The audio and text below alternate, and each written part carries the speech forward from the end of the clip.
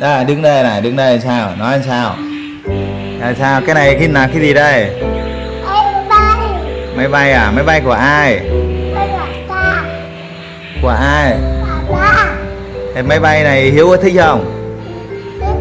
Hiếu thích à? Thích rồi làm sao? Thích làm sao nào? Thích gì sao nào? Ba. Nói sao nữa? Ba. Ba cho con. Ba. Thế chơi giờ có giữ không? Có giữ không? Ô chưa khoanh tay mà đã xin ba chưa? Ba. Rồi để xuống đất coi coi.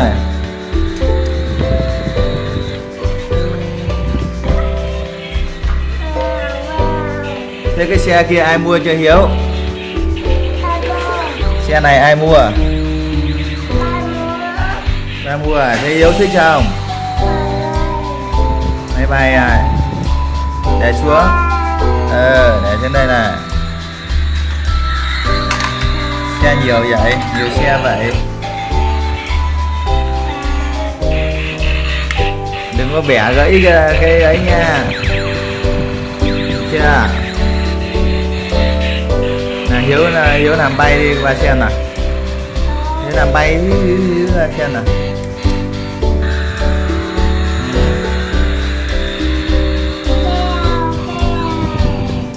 Bay như nào? Đúng rồi.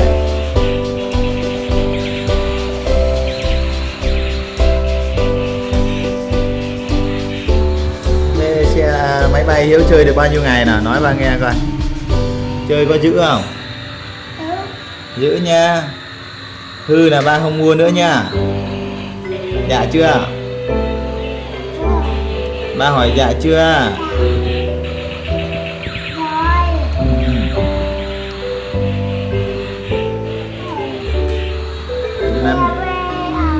Nào veo veo vậy. Máy bay bay như nào?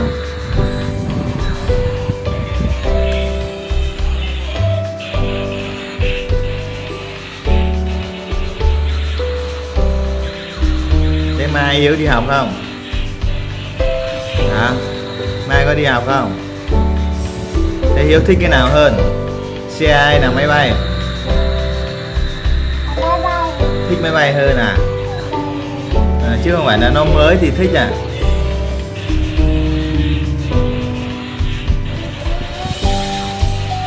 Chơi giữ nha chưa? Chơi giữ đừng để hư nghe chưa? Hư đâu hư?